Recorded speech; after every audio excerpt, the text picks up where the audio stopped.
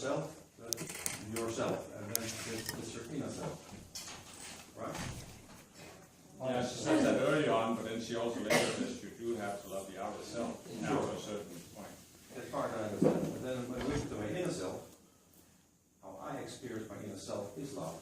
So how can I love myself when myself is love? Sounds a little bit like a twist. Yeah. Well, You understand what I mean? yeah, but I think the way it's meant is that so few people in the world love themselves. And that we have, what she was saying was that first she was making that distinction that we've sort of been brought up, especially as spiritual people, to think that we have the outer self, the human self. And it's difficult for us to conceive of loving that at a certain stage of the path. And then we need to come to that stage so we can love ourselves. And understand what you're saying. Of course, your I am presence is love. It's not really your I am presence you need to love. It's more, I guess, the level of the conscious you where you need to love yourself. And so she was saying in there that I love you as the totality of the being you are right now. And so my sense is that's what she wants us to realize, that we can love ourselves even though we're not perfect and we still have a human self. But she was saying you keep part of that as long as you're an embodiment. So she doesn't want you to think that you have to be perfect or you have to have a center before you can love yourself. She'd like us to love ourselves as we are right now, even though we still may have a human self, or like she was saying, the outer personality. Because I know for myself, for many years on the spiritual path, I just had this idea of how I was supposed to be if I was a good spiritual person, a good ascended master student, and I felt like I couldn't love myself if I didn't live up to that. So if I lost my temper or got a little short or got irritated, then I'd come down on myself because of that. And so it was almost like for years there was this sense that I had to be perfect before I could love myself. Okay. And it took me a long time to process that and get through it and see that. But it was really not until I heard her dictation, or received her dictation, that it sort of clicked in me what I've been going through that process. Because you really have to dare to love yourself. And she was giving a teaching in there, but I sense personally that loving yourself, there's a process to go through. You have to clear out these energies that pull you into not loving yourself. You have to see the illusions. But I have started realizing more and more there comes a point where you have to make a decision to love yourself. It's like a conscious will. I can see now when I look back at my own path that I had far too passive of an approach to life in general. I was talking to somebody yesterday and we realized we were both people pleasers who like to please others. And so you get into this reactionary mode of what do other people need, what do they want, and then I'll do that for them. But you also get that on the path. It's like for many years I was thinking, what do the masters want me to do, and then I'll do that. And like I was saying to somebody else, I was contemplating the will of God and what does God want me to do. And the answer I received was, what if God wants you to make your own decisions? And it was a shock to me because I in a sense, I was scared of making my own decisions. And I have also contemplated that what is the most scary concept on earth? Think about this. What is the most scary concept on earth? It's actually freedom. Because as long as there's something you have to react to, something that's forcing you, there are certain decisions you don't have to make. But if you're standing there, you're completely free. There's nothing that's pulling you. And it's all you who has to decide. Who am I? Who do I want to be? How do I want to express myself? And so I used to have this thought on the path that, if I did all the degrees and studied the teachings, then one day something magical would happen, and I'd just be enlightened or free or whatever. And now I'm becoming much more conscious of the fact that there are these stages on the path, and you are supposed to do these outer things. It's not that. They help you move forward. But there comes a point where you are not going to move forward until you are willing to make the decision. And that's what I was saying with loving yourself. You can listen to Mother Mary's dictation and you can give the invocations, but there comes a point where you have to decide, I am loving myself. And I actually felt that, I think it was the night before last, when I went to bed and I was just lying there, and all of a sudden, or maybe it was the night of the dictation, but I felt that something in me, I made that decision. Yes, I am loving myself. I am worthy to love myself. And I think we all need to come to that. But not just with loving ourselves, but many other things in the path. Anyway, that was a terribly long discourse. So that's a step further than accepting yourself. Loving yourself is a step further than accepting? Yeah. I don't know, maybe there are two sides of the same coin in a way, but yeah, I think it is. I think it is. Because I think there's more opposition on the planet to loving yourself. And I also think that, but yes, no, I would say that it's been a while since I came to the realization that I didn't accept myself. And then I worked with that. But even after I'd done that, I wasn't loving myself as that shift that just happened the other day.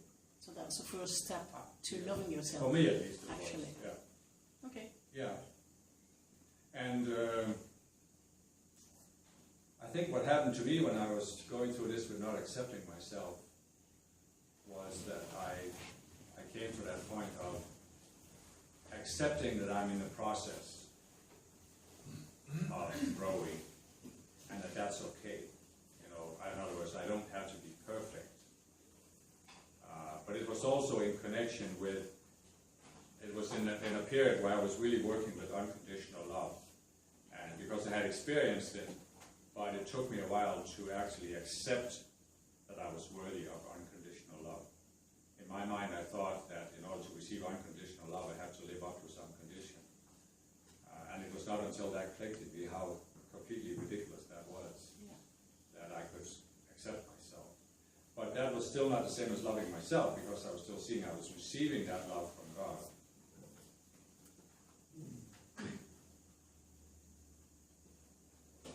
I think so. It's kind of dangerous that if I say like I'm worthy, I think it's my ego talking also that I am worthy of unconditional love. You know, I put myself high. Yes, and for many years my main reason for not wanting to accept myself or love myself or acknowledge that I was a good person or that I had some attainment and some knowledge and mastery in the path was that I didn't want to go into pride. Because I was very aware of pride. But, and it is a trap on the path. And it's very easy to fall into it, and you can fall into it right until the moment you ascend. You can be prideful of something. So it's valid to have that in your mind. But on the other hand, I also came to realize that if you are so aware of trying to avoid pride,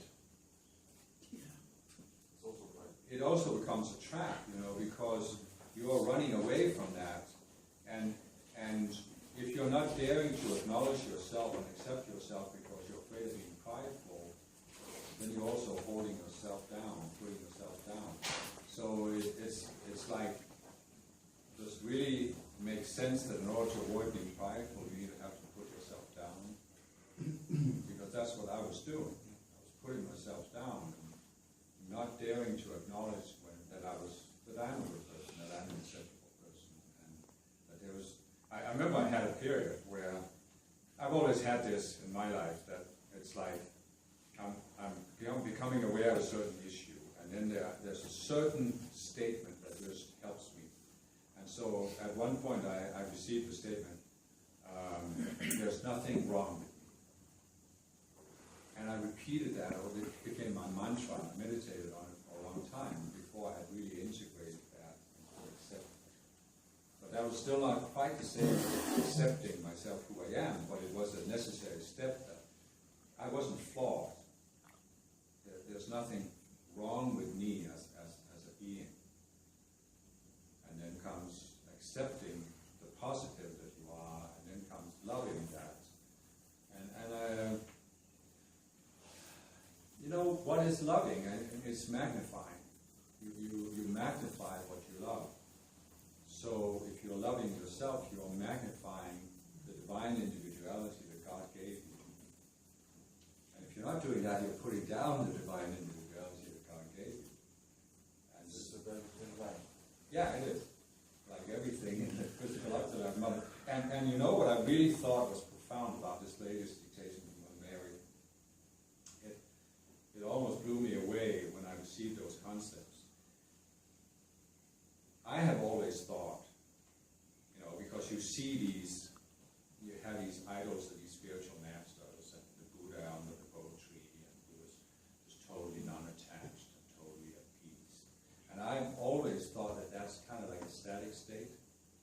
You know? And what I realized with what Mary was saying, no, it's not. Because as long as we are in an unascended sphere, and I think even in the ascended sphere, it's just a higher vibration, but there's always going to be the swing of the pendulum. And that concept I never even thought about before. I thought that is really, really profound.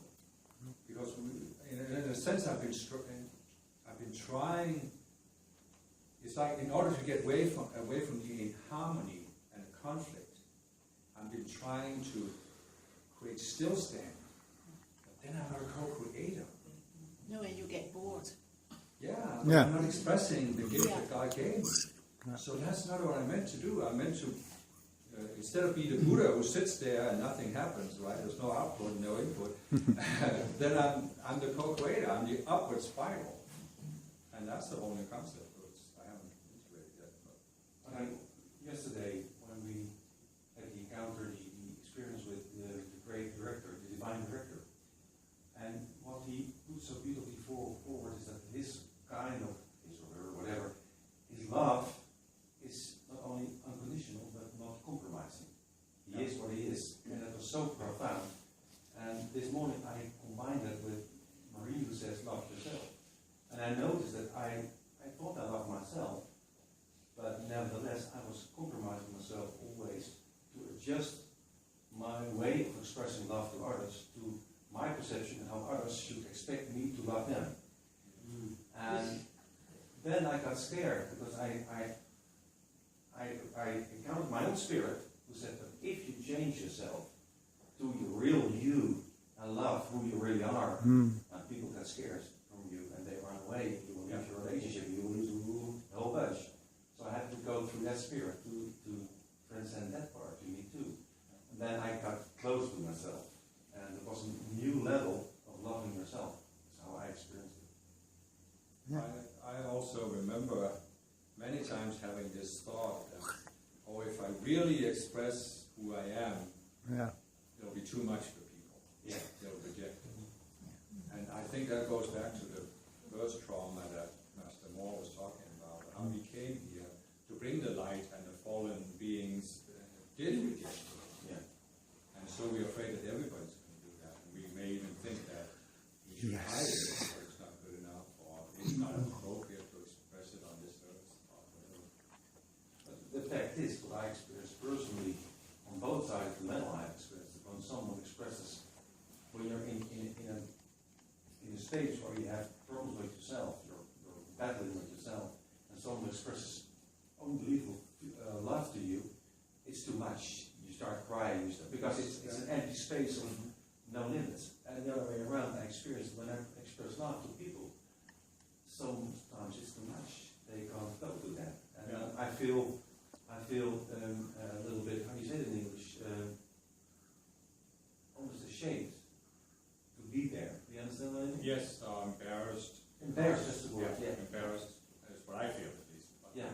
I know exactly what you mean, yeah. And but I think this, I've gone through the same thing, and I've thought about this a lot. I've even had the thought that, oh, nobody can handle me if I really express my life because it's too intense. In other words, my energy is too intense for people to world. But I think the solution is that wisdom of the mother. Because there is a balance to be found between, it's like when you are suppressing yourself, when you are limiting yourself, you can't let the light from your presence stream through. So you need to free yourself. But when you get to that point, it doesn't mean it always has to be expressed at full force. That's what she was saying, that the wisdom of the mother recognizes conditions than they are. So you meet a certain person, and the wisdom of, your tendency is to just blast him with love, And the wisdom of the mother comes in and tunes into what can that person handle, because it's not a matter of making that person jump from where they are now to the top of the staircase. It's a matter of making them take the next step. So what do they need to take that next step? To me, that's the wisdom of the mother. And that's the piece of wisdom I don't resonate with yet enough. Yeah. So it's me a little like a switch, it's all off. But haven't we all, when we found the spiritual path, become so enthusiastic we want everybody to see what we see? Yeah. So we turn people away because they're just so scared by all this energy we're putting out. Yeah. Or they see that we have changed and they don't want to change, so they don't want to hear what we're saying. So I think it's that balance there of just giving them. There's a person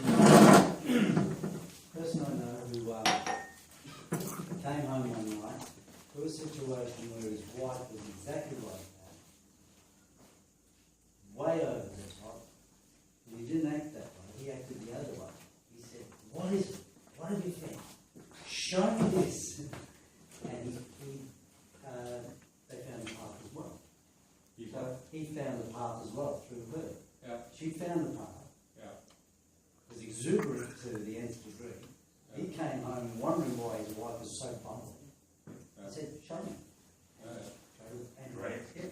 That's good. So You can have- you can have he the didn't take the steps to yell at it. He took the stroke. Yeah.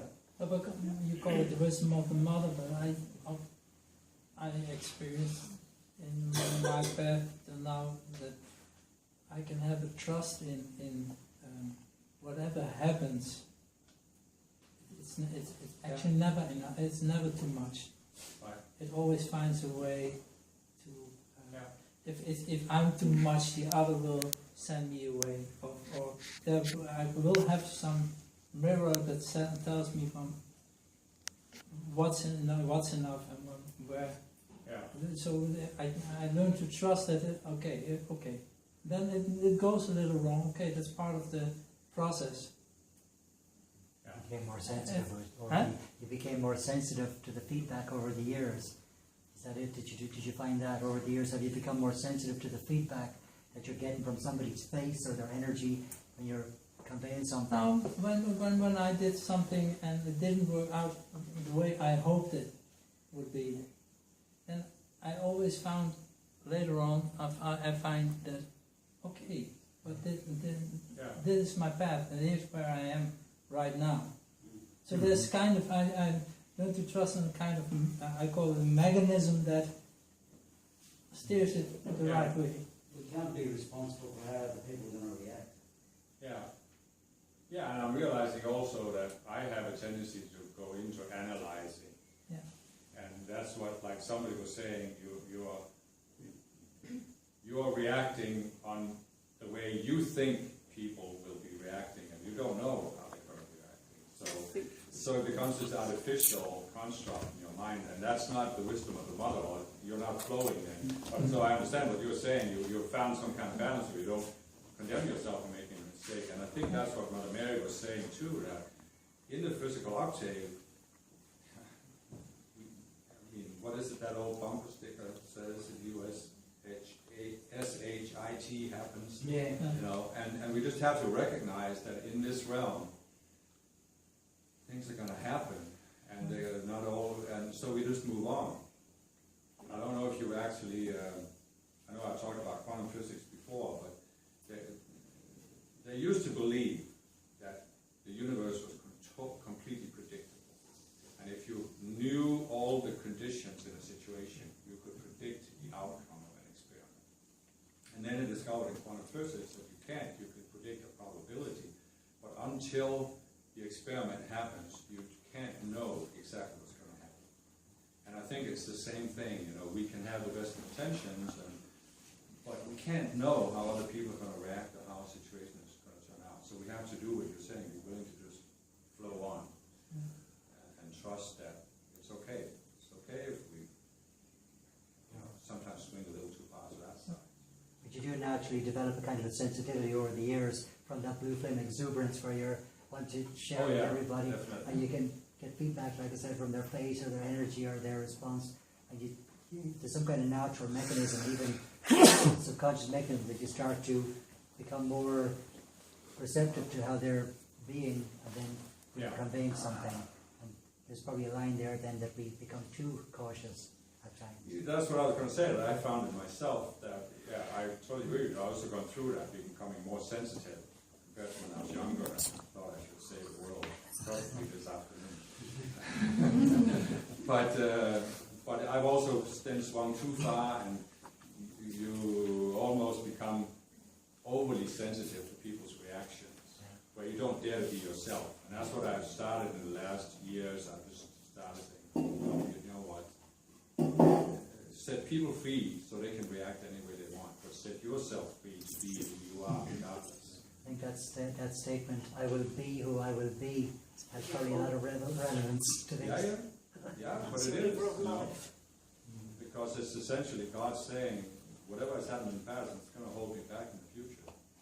I'll just transcend it. You're not going to hold me. Our lawyer, when he ascended, also had that exuberance. And when he ascended, he said, well, what's my job? He said, and they said, well, save the earth. He said, yeah, what am I going to do after that?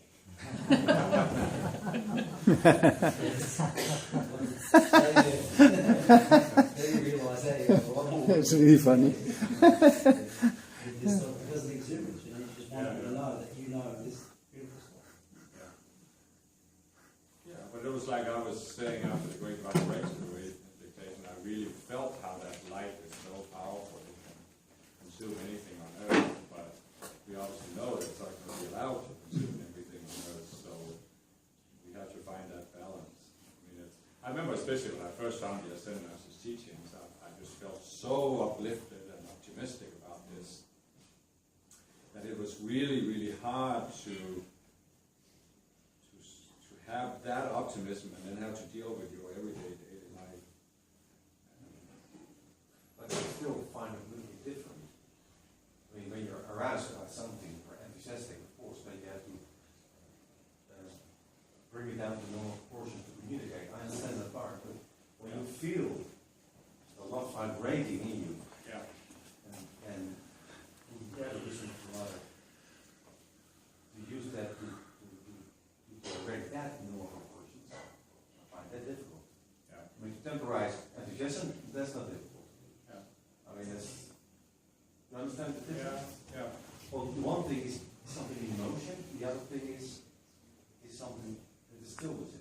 It's who you are. It's a state of being. So just that. That's for me very difficult. Yeah, it is. I think it is for all of us, the balance to find. And again, I don't have a solution to it, but I can see that sometimes I try to, there's a part of me that expects that too. That if I keep talking long enough, the quicker it'll come out. Yeah. But I try sometimes to be attuned to the other person and what do they need. So that I'm saying it's really not about me. And this is what I've been doing for years with my service as a messenger. You know, I've often, like when I've done a conference, for example, if you've been flying for 2 days to get there and you're a little bit tired, and there's a lot of people that want your attention and this and that. And then all of a sudden, after all of that, you have to stand there and take a dictation, which can sometimes be really difficult to have the horizontal and then have the vertical. And the way I've gone beyond it in the past is that, oh, this is not about me. This is about me serving the masters and helping other people. And so that has kind of helped me balance it so that I'm tuned into what do people need. But in the last couple of years, I've also started realizing that I also have to be true to myself, and I also have to dare to express myself. Yeah, and so that's a very dynamic balance there, or it's like, again, there is no absolute solution to it. But because I feel that, yes, I should be attuned to other people, but there should be situations where I can go to myself and express what I want to express. Thank you. It can't always be that I'm so concerned about others that I'm not letting myself flow. But I still have some fear of letting myself flow, because I don't know how people will be able to handle it. And that's funny, because since I haven't dared to let myself flow, I don't know what's going to happen. Right? So I'm fearing something I don't know. But, We'll let you know. Give it a break. that's what I'm afraid of. I have a question. Yesterday in the Great Divine Director's dictation, he mentioned that Jesus had finally said that's enough, and then he was able to act. Yeah. So do we have to appeal to Jesus to have him commit to the idea that that's enough? It was because Jesus said enough's enough in a particular situation that the Great Divine Director was able to remove on his request. Right. So now, do we have to appeal to Jesus to have had enough of something before we can get cleared out? If you have had enough. No, if Jesus has had enough. No, I think we have to decide individually when we have had enough of something on this. What happened was though that Jesus, right? Great Divine Director said that Jesus had made the comment that that was enough. But he also said that it was because he had been an embodiment on earth, that he had the right to decide this was enough on earth with these fallen beings and their opportunity. So he's talking about the fallen beings at that time of embodiment, not at that particular moment when we were doing the course. Yeah, but it was just that Jesus had given them an opportunity during the Piscean age, even to lead the Christian churches. But he had now decided, because I guess that changed that this was enough, they should no longer be given that opportunity, and that's why they could take it. And we are also an embodiment. And I think we have a right to look at the earth and say, this particular issue here, I've had enough of that. It is simply enough, and I'm demanding that these forces will be given that judgment. Will you choose the light, or will you choose to hold on to the darkness? And if not, Archangel Michael must come in and take them. And we have a right to command them. I think that's what he was trying to say, that we can do what Jesus did. We don't need to be ascended. We are embodied. I understood it differently. I understood that Jesus, because he is the planetary Christ, that he gave the Great Divine Director the authority to step in. That's what I understood. That's how I understood it. Are we? I understood this way, you said. Yeah. I like how you explained it, but that's how I understood when I heard it. Yeah. Well, I thought that Jesus had had enough, and that was it. These people aren't going to, these hormones aren't going to have any more. Yeah. And then the Great Divine Director was able to do it. Your explanation is pretty. No, but I think we're both right in the sense we're just seeing it's different things we're focusing on. Yeah. Because I thought that Jesus was the intermediary. That he was the minute that Jesus thought, because he was in the earth, it was enough. That's why the Great Director came and said, okay, It's like the minute he thinks it's enough. Now it's not because he's thinking, but like we are giving the masters the authority to act because of our calls. So and that's the cosmic law makes it possible that the masters step in. But in this case, because Jesus is the planetary Christ. Because he had no, but I think both are right. I mean, maybe what I was saying was going beyond what he was actually saying. Yeah. But I just sense that he wants us to see that we also have that right to say enough is enough. Right, with a planetary thing, you know. We have the authority, but not the power. Yeah. So we really have We to have to say, say it's enough. no, I it's don't want to enough. miss anything. Yeah, exactly. I will not tolerate this on this planet where I'm in But environment. then we need the crucible of the numbers to be able to have that effect. But I still think it's effective when one person does it. It just won't maybe remove all of the fallen beings, but it will remove some. And then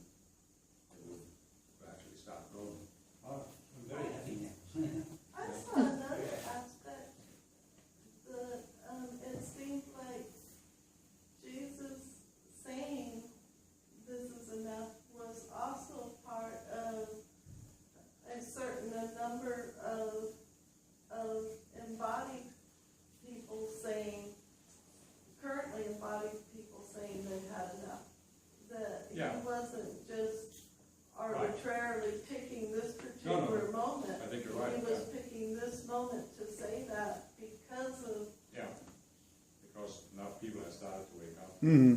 Yeah. Yeah. Oh, I see. It wasn't just his decision. So that's probably where it ties in, that the more we break up, the more we...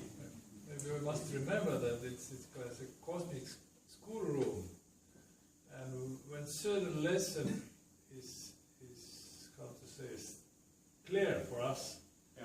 then dark forces who are also teachers of us are not anymore necessary, or certain dark forces, and Yeah. then we just get okay, they are not anymore necessary. Mhm. Remove it. Yeah. So we can Yeah. interpret it in this way as well. Yeah, and probably we won't be able to say enough is enough until we've transcended the consciousness, because otherwise Until we're still we in learn justification. a lesson. Yeah, And we do have the power to rule that from Earth. We have the authority, but we have the power because once we're connected with the ascended host, there is no division. We have the power. Like the song goes. We got the power. yeah, we have the authority to tell them to. And as we're kind of unified with them, we essentially have the power as well. Well, that's true. Yeah. It's the same energy we let through, Yeah. so it's the same effect. Yeah. We can conclude from that in many cases when we have trouble in life, actually a matter of our decision, and we don't maybe simply don't have to ask or just to demand that we deserve better. So it seems to be that not in every case, but in many cases we just simply think, oh, we simply are miserable or whatever, and we just suffer it, and that's it. Instead of looking, that's enough, I deserve more. Yeah, and that's what I was saying earlier with loving yourself. You have to come to that point of decision, and you have to come to that point of decision and say, no, this is not, I will not accept this. Because we are so, think how adaptable we are as human beings. You know, just think how incredibly adaptable we are, and we can get so used to something that we don't even see that it shouldn't be there. And so it's like we have to come to that. We say, no, this is evil. This just isn't right. It's just not acceptable to me. Yeah. And before we do that, we are in fact accepting it. Yeah. Silence means consent.